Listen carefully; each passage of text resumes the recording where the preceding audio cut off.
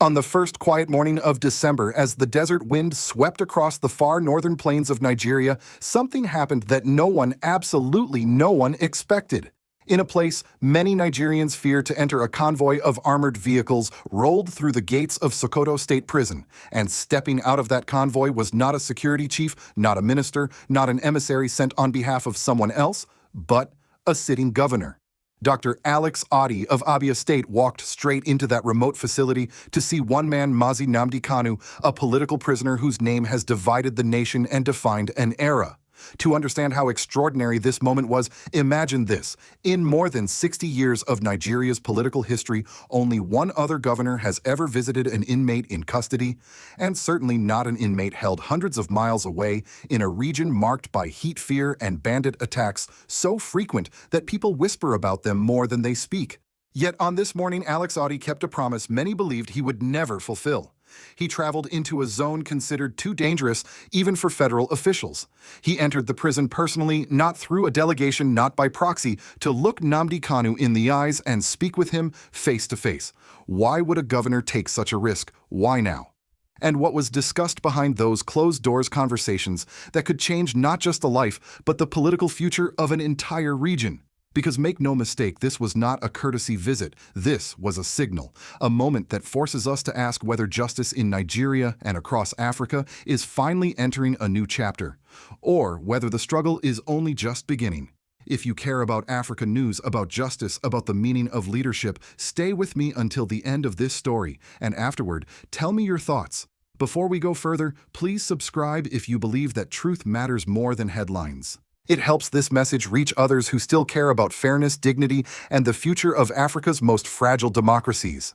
When Governor Alex Otti first promised that he would travel to the far northern state of Sokoto to visit Nnamdi Kanu, many Nigerians dismissed it as political courtesy, one of those warm, well-phrased statements leaders often give without ever intending to act. But the truth, as we now know, is that he meant every word. To fully grasp the weight of this moment, especially for those of you watching from the United States, imagine a governor leaving the safety of his own state, crossing hundreds of miles into a region known for unpredictable violence, and voluntarily walking into a maximum security facility. In Nigeria, that is not just unusual, it is nearly unthinkable. Alex Otti is now only the second governor in Nigerian political history to visit an inmate in custody, only two in more than half a century. The rarity alone tells you that something extraordinary was underway. Before his journey, Otti had already spoken with Nnamdi Kanu's legal counsel, the well-known attorney Aloy Ejimakor. Ejimakor publicly thanked him for making a promise and keeping it. He even prayed that the visit would mark the beginning of the end of what he called this undeserved ordeal. Words like that do not come lightly in Nigeria's climate of distrust and political fear, but keeping that promise would not be simple. In the days leading to the visit, something strange happened. A senior government official, a director general, made a public statement that terrorists operating in the northern forests were now using satellite technology to track movement. In Nigeria, messages like this are rarely accidental. It sounded like a warning cloaked as information.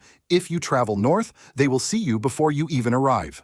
For many politicians, such a statement would have been enough to cancel the trip. But Otti did not waver. Then came the second warning, far more concrete and chilling. A group of armed bandits attacked Chacho community in Werno local government area, a part of Sokoto state infamous for kidnappings and raids.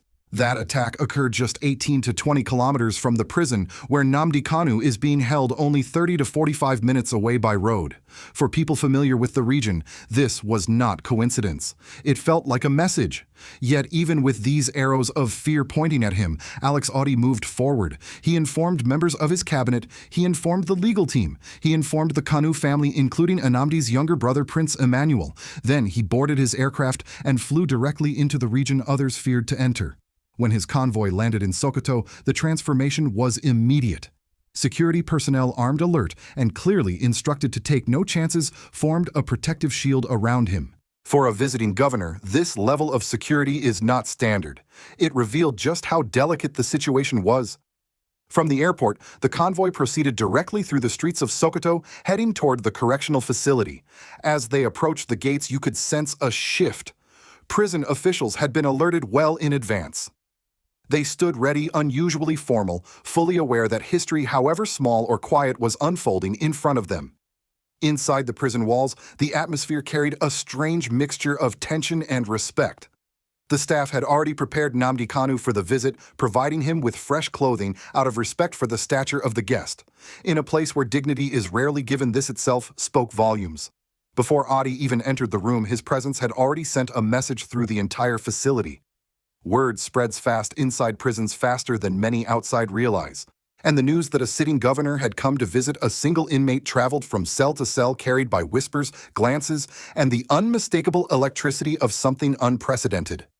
The moment the governor stepped inside the small meeting room, the main event officially began, a long-awaited conversation between power and conviction, between a political leader with influence and a political prisoner whose voice had refused to fade despite bars, distance, and silence.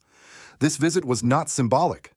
It was strategic, deliberate, and it was the beginning of a story much larger than the four walls of that prison. The moment Governor Alex Otti stepped into the narrow, dimly lit room inside the Sokoto Correctional Facility, the atmosphere changed. It was not the kind of room where history is supposed to unfold. No flags, no polished table, no cameras. Just concrete walls, a single desk, 2 chairs, and the heavy presence of armed officers standing quietly outside the door.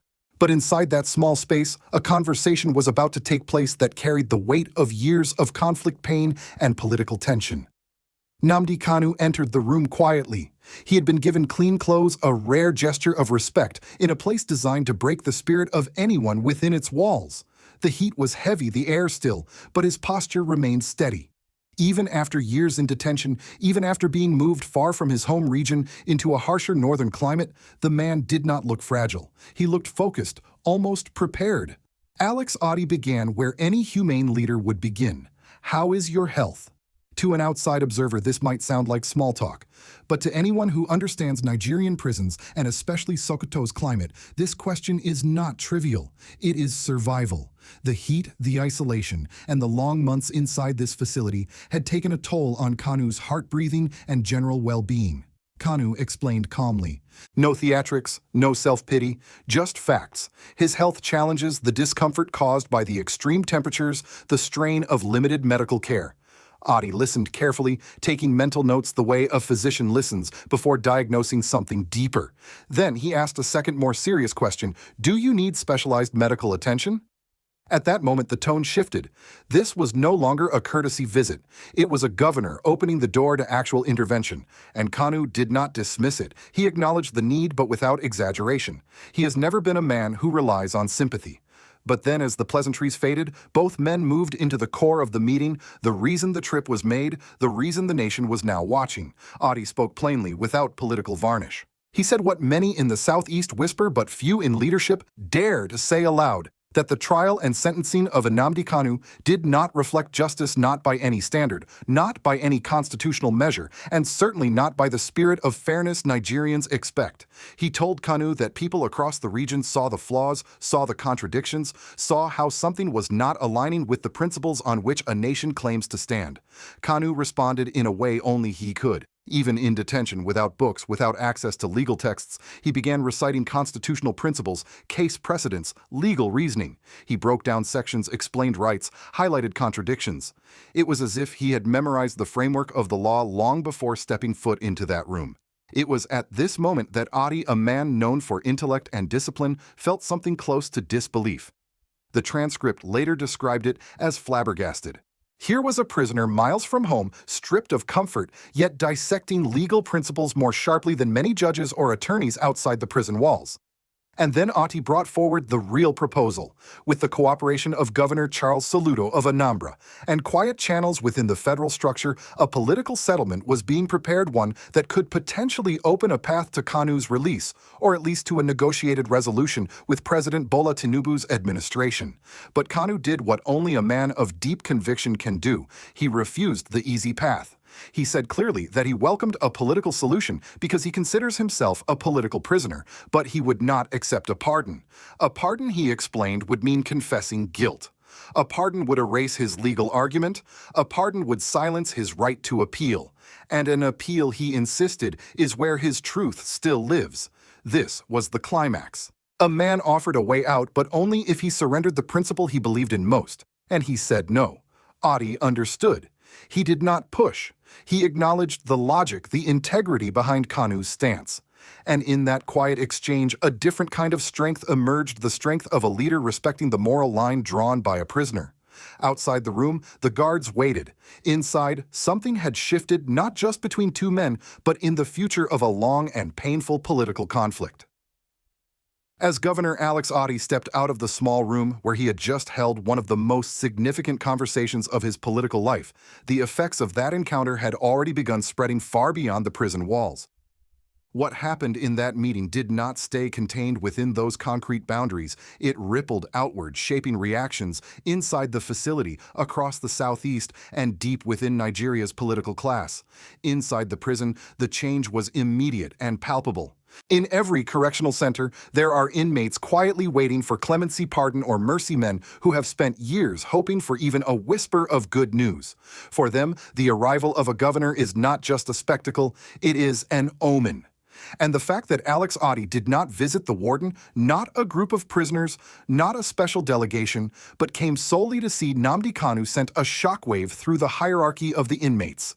You could see it in their eyes as whispers passed from one cell block to another. A governor had come for him. A governor was advocating for him.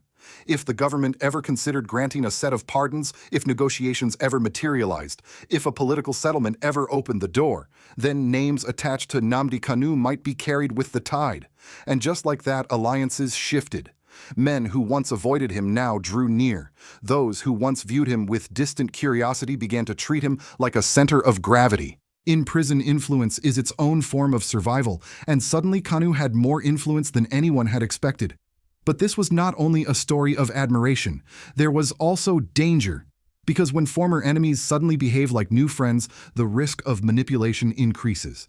Hidden motives, planted informants, opportunists seeking favors or information, these shadows exist in every political conflict, and Kanu knew it. Otti himself had hinted at this truth, that in such moments one must be cautious, discerning, even guarded. Leadership inside a prison can be more treacherous than leadership outside it. Beyond the prison walls, in the towns and villages of the southeast, the news of the visit spread with the speed of relief and longing. Many people had grown weary, tired of waiting, tired of loss, tired of insecurity, tired of the silence surrounding the man whose name had shaped so much of their recent history. For them, this visit was not just a political gesture. It was a symbol of hope, something concrete after years of anticipation. There were mothers who whispered prayers of gratitude. There were young men who believed that the constant fear in their streets might finally ease. There were elders who remembered a more peaceful time and dared to imagine that such a time could return. Some even said, as many have said before, the day Nnamdi Kanu walks out of that prison will be the day peace returns to the southeast. It was not a prediction, it was a belief built from years of frustration and longing. Meanwhile, in the political sphere, reactions were far more divided. Supporters of Alex Otti praised him as one of the few leaders with both courage and compassion, someone willing to risk political backlash to pursue justice. Even within circles aligned with President Bola Tinubu, there was a quiet acknowledgement this governor had influence, credibility, and a growing moral authority. But others were not pleased.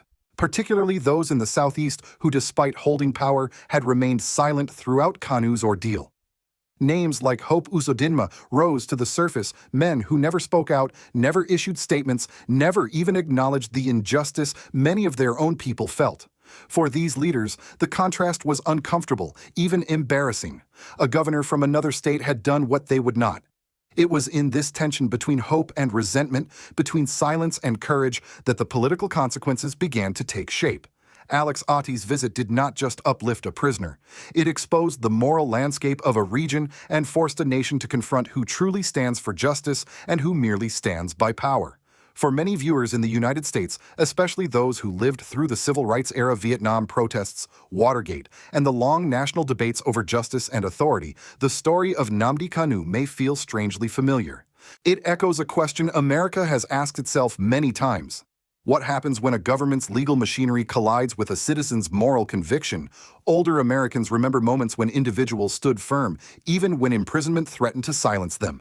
Some refused plea deals, others rejected pardons. Some insisted on their day in court, not because they wanted freedom, but because they wanted truth, a truth that history, not bureaucracy, would ultimately vindicate. And in that sense, the refusal of Nnamdi Kanu to accept a pardon mirrors a deeper universal principle that justice means nothing if it requires a person to lie about who they are. To many in the West, particularly those who track Africa news closely, the situation in Nigeria is also part of a larger pattern emerging across the African continent. The continent is experiencing a generational shift politically, culturally, and morally. Younger leaders, activist movements, and entire regional blocs are questioning old structures, colonial borders, inherited political systems, opaque judicial processes, and governance models that were never designed for African realities. Nigeria, Africa's most populous nation, stands at the center of this transformation. So when a sitting governor risks political capital, risks personal safety, and risks criticism from the establishment to visit a controversial prisoner, it raises an international question. Is Nigeria entering the early stages of a political reformation? Or is this simply a momentary spark inside a long and complicated national crisis? From Washington, the view is cautious. American diplomats and analysts understand that stability in Nigeria affects the entire region, from migration patterns to energy supply to counterterrorism efforts. Yet they also know that ignoring legitimate grievances only fuels long-term instability. Many in the U.S. foreign policy community quietly acknowledge that leaders like Alex Otti, who show courage, empathy, and independence, represent the kind of local leadership that can reduce tensions before they escalate. Across Europe, the conversation is more divided. Some governments prioritize Nigeria's role in regional security and prefer not to challenge federal decisions. Others see the imprisonment of political figures without transparent judicial processes as a sign of deeper democratic strain.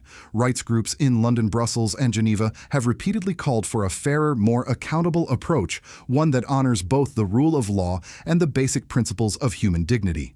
Meanwhile, across Africa itself, something much bigger is unfolding. From the Sahel to the Atlantic coast, citizens and leaders are re-examining what justice means in their societies. In Burkina Faso, for example, President Ibrahim Traore has built much of his national reform agenda on the promise of sovereignty, dignity, and fairness, values that resonate with many Africans who feel the old systems have failed them. And so, when people across the continent watch the case of Nnamdi Kanu, they do not see just a Nigerian issue. They see a reflection of a broader struggle, one that ties together Nigeria, Burkina Faso, Mali, Niger, and many others. It is the struggle for political accountability, for leadership rooted in moral courage, and for a justice system that does not bend to fear or convenience. In the eyes of the world, and particularly in the eyes of Americans who have witnessed their own battles for justice, the question now becomes, is this moment in Nigeria a turning point, or will it be another chapter in a long cycle of unfulfilled promises? As Governor Alex Otti walked out of that correctional facility and into the fading northern sunlight, the heavy steel doors of the Sokoto prison closed behind him with a thundering echo. But that sound was more than metal returning to place. For many Nigerians, and for many of you watching from across the ocean, it felt like the closing of one chapter and the trembling beginning of another. Because what happened in that room was not simply a conversation. It was a confrontation between two visions of justice, one defined by the state, the other defined by conscience.